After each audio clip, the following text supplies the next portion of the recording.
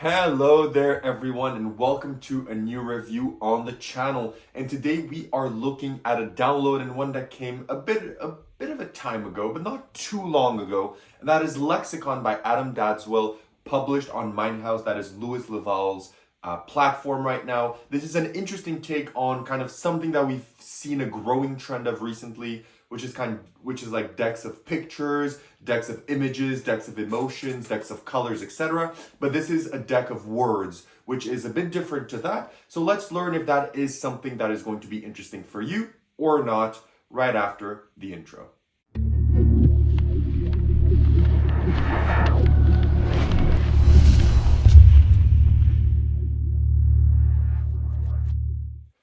Perfect, so decide to stick around, which means you want to learn more about Lexicon. So what is Lexicon? Lexicon, as per what I've just mentioned before the intro, is a deck of word cards that will allow you to do mind guesses, games, picture reveals, image reveals, drawing duplications, and a lot more. Really, your mind can play with this deck however it wants, but you do get a lot of routines included with this. We're going to cover that in a moment. But essentially, let's run a quick performance of the most basic effect that you can do with Lexicon right now. So a basic performance of Lexicon is you would introduce this deck of kind of business cards, depends how you want to do it. And you say on these cards are different words that spectators have named or some of my friends or family have named recently. And I decided just to compile them and play a little game with you, okay?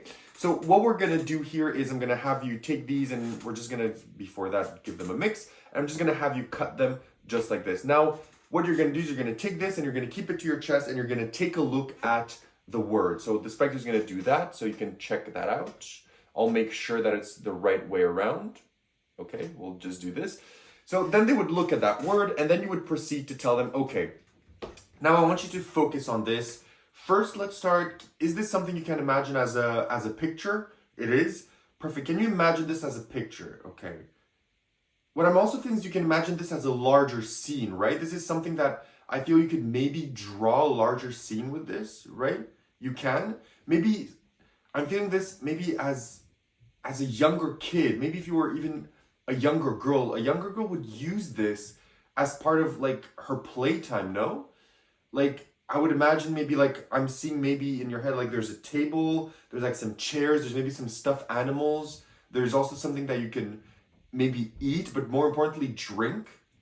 Like you're drinking maybe tea, but you're not thinking of tea or teacup or tea bag. You're thinking of something different. You're thinking of not the water that makes the tea. You're thinking of the actual object in which the tea is made. Don't say anything. You're thinking of a kettlebell. Is that what you're thinking of? A kettlebell, a kettle? Is that what you were thinking of? Yes. And then the spectator would say yes. So that's a really simple performance of Lexicon. So now that you've seen what you can achieve with Lexicon, let's talk about where you buy this, how much does it cost, and what do you get. So you can buy this, as I mentioned, at Mindhouse, which is Louis Laval's platform. It will set you back 20 British pounds, which is around 30-ish Canadian dollars. And what you get with your purchase is multifold. One, you are going to get instructional video with Dadswell that goes over everything that you need to know. The cards, how to make them, the inspiration behind them, the stack, the images that you can do with this, the way that you can make this feel super impromptu. And he goes over a bunch of different routines as well. He goes over a word association routine where you have one spectator take a card from the stack and then the other spectators think of a word associated with that word. It's very interesting. Then there's a brilliant routine that I really like. One that doesn't even require you to do the stack is a spectator is going to cut and leave the deck there. Then you're going to tell them that you're going to take 3 cards and they're going to make up a story in their mind the best they can. So then they're going to look at the cards that they picked and they're going to make up a story in their mind. And then you tell them, perfect, imagine this as if it was like a fairy tale. Then you tell them the story exactly as it's placed in their mind, which is very, very interesting. And then you get a bunch of direct mind reading effects like I did, drawing duplications, effects such as those explained to you in great detail. These, however, are not included. You will have to make the deck yourself. Now, I chose to make it a bit more professional, right? Adam's deck is actually made, I believe, of like coffee, the things that rolled the coffee. I forgot what they're named, but they're really interesting. He's like with really bad handwriting, like if he was just rumbling to grab pieces of paper and just had random people, he threw these around on the streets and had people write random things, which is his approach to it. And you can do it like that to make it feel more foolproof, but you can also just make it just like this, as I did, more professional looking, and I think it will fly by. But you will have to make up your kind of stack of cards yourself. So that is essentially what you get with your purchase. Now let's talk about difficulty. So how difficult is this to perform? Difficulty-wise, it is relatively easy. One, there is some memory work involved. You will have to learn the stack of cards. It operates very easily. The way that it works is very intuitive, very direct, and very smart, if I may say so myself. It is very, very smart. However, as other decks in the market, this is something that you built yourself. So it's not, you don't get the word written somewhere, like you don't get an incredible back design like Evoke by Craig Petty or anything like that. You work just with the faces and with the principle at mind. So you will have to put a bit of memory work to learn the words here, but the words are very simple. Some of them, even without knowing the stack, once you know the method, if I were to tell you how it works, you would probably have like 3 words in mind that could work for that specific word that you should have. And one of those is probably right. So already just from intuition, you probably have most of this learned by yourself because it is very intuitive. So it does require a bit of memory work, but not too much. Additionally, he also gives you ways that you can use this as a force in ways that you don't even need to know the actual stack. It is better, of course, but you can use ways of this with forcing that will allow you to have someone choose a force word, have a prediction, have a story told, or anything like that with the force. So you're not exactly obliged to know the stack, because you can use other methods such as sleight of hand or forcing to achieve some of the same effects, but knowing the stack, which is really simple, is going to be very easy. So difficulty-wise, overall, it is very easy to perform. Practicality-wise, it is very practical as well. Carrying capacity-wise, very practical. It is just this. So this is something you can easily put in your pocket, in your pants pocket, or anywhere, and carry it around with you. It is very pack small. It is very nice in that regard, and that's all that you need, just this small pack of business cards or billets or whatever you want to call them.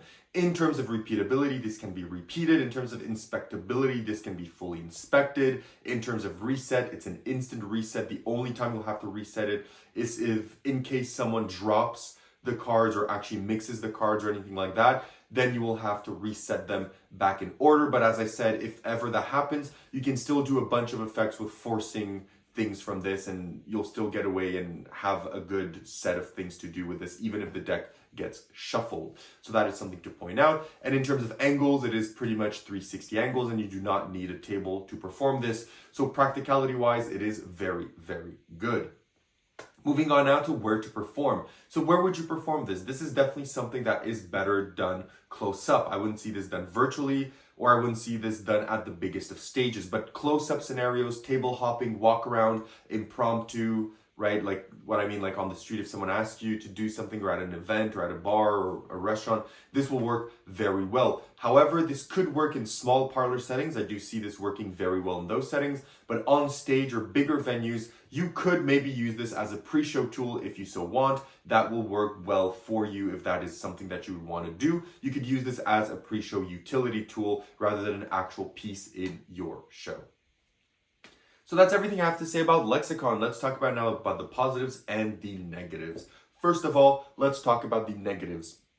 What are the negatives of Lexicon? One of the negatives of Lexicon is that this is a very crowded area of mentalism. Having decks with pictures, words, ideas on them, emotions is very crowded, and it has stiff competition. And compared to the competition, this is very simplistic. Is it better than the competition?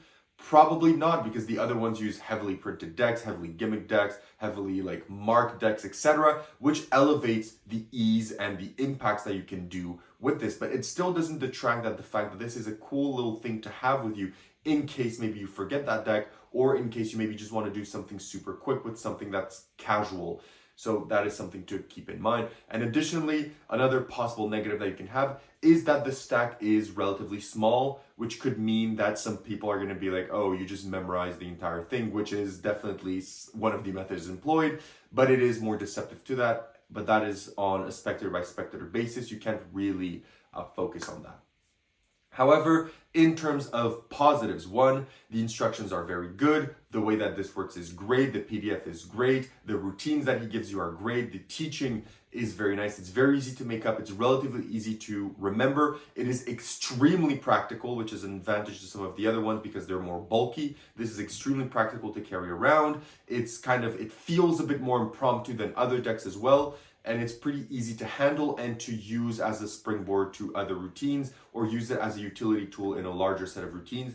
It is very good in all of those regards. So having said all that, would I recommend Lexicon and what do I give it out of 10? Would I recommend Lexicon? I feel if you're someone that likes these type of effects, I think you will enjoy this. It is as good as anything on the market, but it is more low-tech and more homemade compared to others, which to some people may not necessarily float their boat.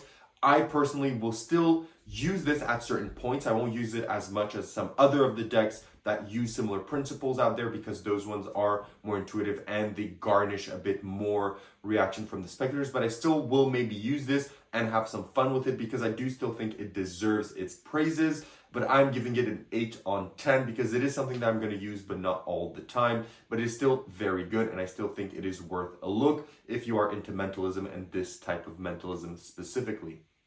So, having said all of this, thank you everyone for watching. If you have any additional comments or ideas, leave them down below. If not, I'll see you all in my next review. Have a good one, and bye-bye.